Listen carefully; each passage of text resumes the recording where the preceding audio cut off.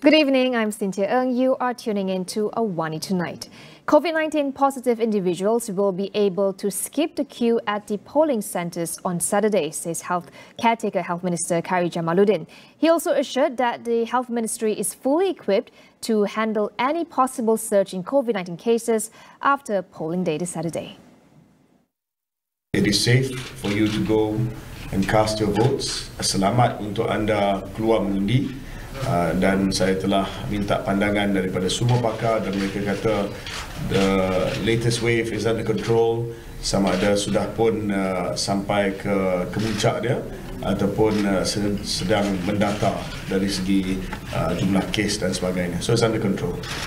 Please feel safe to go out to vote.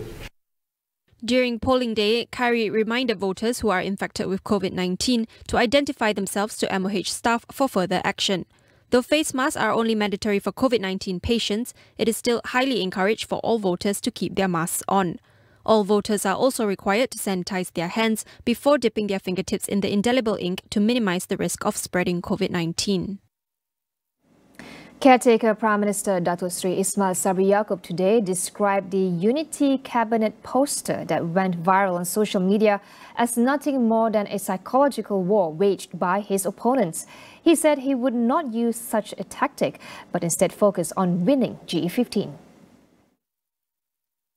Tumpuan saya adalah untuk menang pilihan raya.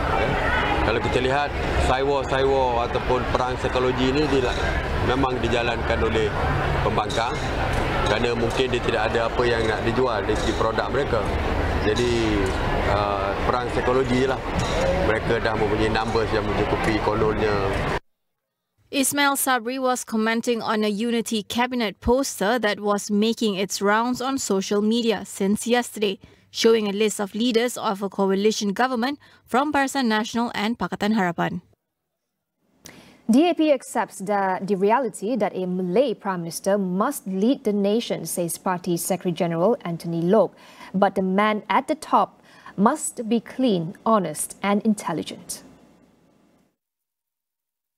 Kita dalam DAP menerima dan menghormati hakikat kepimpinan negara ini, Perdana Menterinya mesti Melayu. Tetapi kita mau Melayu yang berwibawa. Kita mau Melayu yang bersih.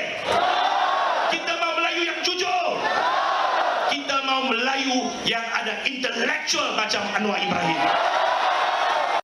Loke, who was speaking at a ceramah in Gombak on Wednesday night, said Malaysians have had enough of the racism and bigotry and urged all parties to move away from racial politics.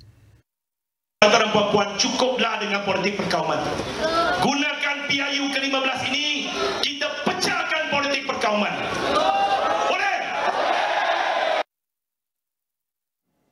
Only 2 days left until Malaysians go to the polls this Saturday.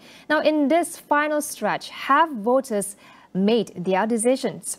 With us to discuss this further is Tan Seng Kiat, Senior Research Manager for Pollster Merdeka Centre. Hi, Seng Kiat. Thank you for joining us this evening. Hi, good evening to everyone. So, after almost 2 weeks of campaigning, Seng Kiat, do you think that most voters have made up their minds, or do you think there is still room to sway their support? Based on our observation and based on our survey data, it shows that most of the people actually make up their minds. Just that, as usual, the Malaysian public is a lot more reserved in expressing their political opinion. But still, we have noticed that there's two different kind of segment of voters. Probably still like in the traditional way, we call atas pagar or fence-sitter, where they probably have something in their mind, but they are not so firm about decision. So these are the voters that potentially can be swayed in the last 24 hours. I will highlight that first, it will be the women's voters. They are not so political, ideological driven, so they are more pragmatic. So they also less interested in politics. So when they look at the election, the candidate, the party, so actually they are a bit confused at the same time, but also have certain concern. So they're looking at the candidate, the party who are offering the so-called the safety, the security, sense of security for them, then they will likely go for the voters. But I think the last 24 hours, this group of people are shrinking. So more and more people that probably make up their mind. And actually the last 24 hours, their family member coming back home from the outstation. So this probably will strengthen some of their belief. The second group for the voters, I think, is still a bit iffy, a bit unpredictable, will be the first-time voter. The so-called, we call Undi Lawan Belas, or how you define it, or we call it first-time voter, aged 18 to 25, which are the majority. A lot of them doesn't show interest in politics, but the last 2-3 days we notice they start talk about politics, and they show interest in the politics. They ask about some of the process, how to vote on this thing. But again, they're also not so political ideology driven. So, and this is a very different kind of generation where how they consume the news is very different from us. So they go to social media, TikTok, IG, all these things, and rather than read or watch the news now like us, so they have a very different dynamic. So potentially some of the last minute kind of thing may change some of their voting patterns at the last minute. Yeah. Right, Sinket, I do also want to get into your assessment on the election campaign in the past 2 weeks, especially I want to take Perikatan Nasional, for instance, like 2 weeks ago compared to now. It seems that their machinery and campaigning have gained a lot of traction among their base, especially, among the Malay majority seats. We've talked about so much GE15 is the battle for Malay voters. Where do you see, how do you see this will play out, this strengthening tide towards Perikatan Nasional? Well, this is kind of relative.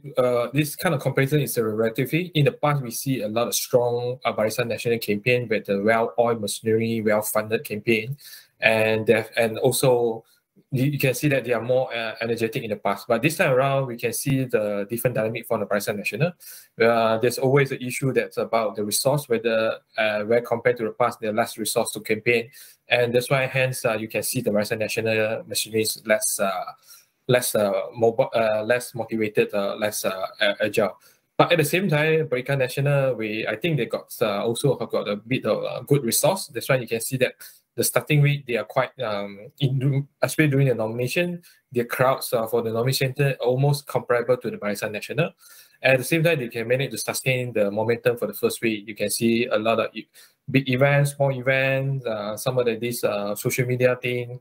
So they are quite aggressive in the sense. But whether the second week can the resource sustain, we need to observe. I was told that some of the not so hot seat, the seat that probably they are not can win. Probably they may not get the resource they wanted to sustain the campaign. So you can see that some of the area, the campaign less activity, lesser and lesser, more subdued, but some of the hotter contest seat, the seat that I think they got chances, you can see that there are more resource pumped in and more campaign activity, more event, more kind of social media posting targeted at the voter from the targeted seats. Now, Sinket, in the 1 minute that we have left here, last 2 days for campaigning, what can these parties do to cement the support among their base in these final 2 crucial days? And if there's one message to be out there for voters, what should they be harping on the next 2 days? Well, the last 24 hours is most of the party that need to make sure their supporter, their base coming out on voting day. Especially we all our MAC department predict is a wet voting day on a Saturday, so they have to time their voting there. They have to mobilize the voters supporter at the same time. But the message, I think, after the post-COVID, post-Sheraton move, all these things, people looking at stability and also the government that can bring Malaysia out of this economic hardship that we experienced in the last 2-3 years. So who are the voters are looking for the ideas for the economic development and also the political stability. So which are the safe pair of hands, which party were offering that kind of sense of security? I think probably they will gain their votes. All right. Well, thank you so much, Sinket, Senior Research Manager at Merdeka Center. Thank you so much for joining us this evening.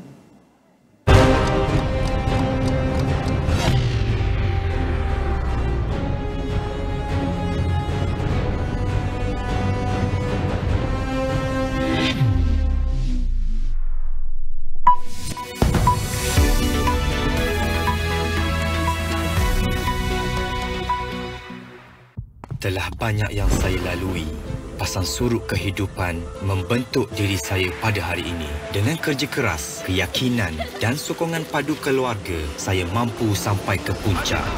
Akan tetapi, Kepedihan dan kekalahan bukannya halangan. Saya mengatasi setiap halangan dan kembali kuat. Gardenia Breakthrough, mengatasi setiap halangan. Panda. Mereka suka bersantai, tidur dan makan. Sekejap, kita dah makan buluh sampai habis ke? Mereka pantang dicabar. Aduh, sakit. Panda. Mereka hidup dengan gaya tersendiri.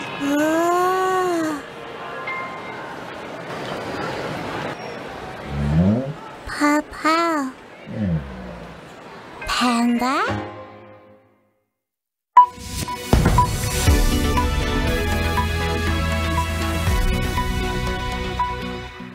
Welcome back. Millions of young voters will be casting their ballots for the first time this Saturday.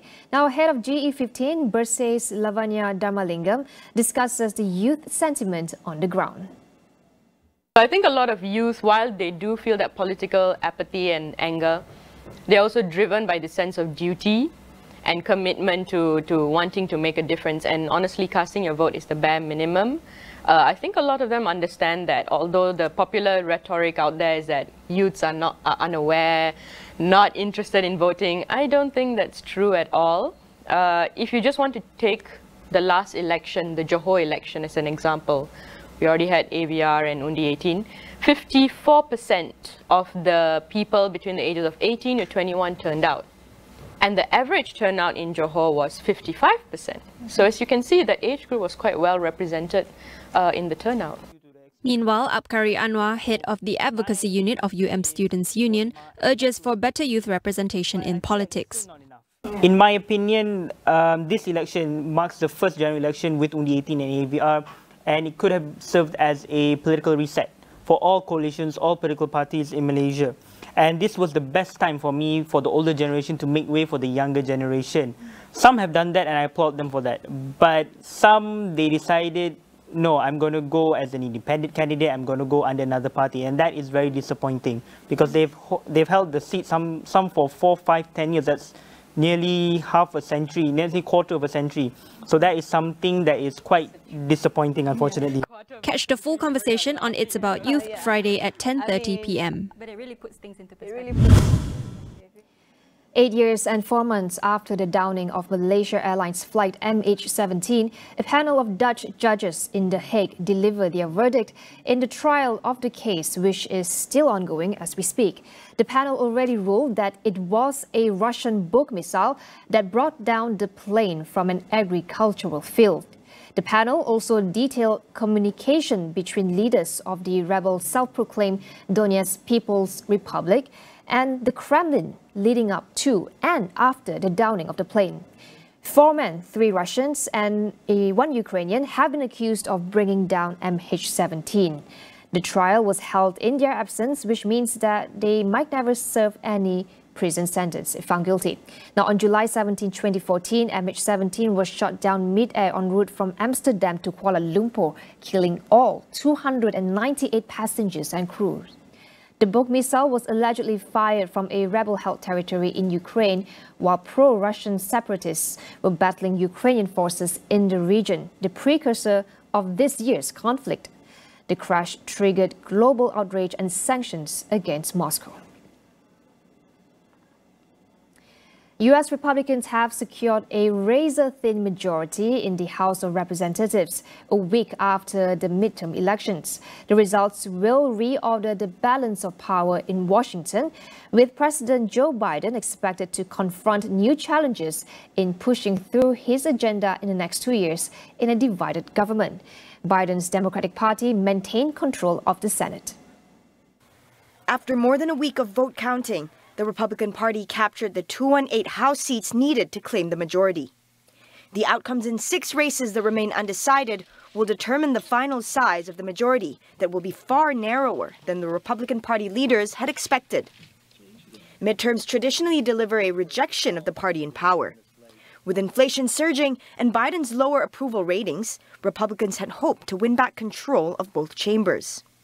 A Republican House is widely expected to clash with Biden on policy, including potential standoffs over rising the debt limit and providing more aid to Ukraine. Before we end the show tonight, let's hear your thoughts on GE15. It's 2 days to polling day. We want to know, will you go out to vote? Share your answers by scanning the QR code on the screen.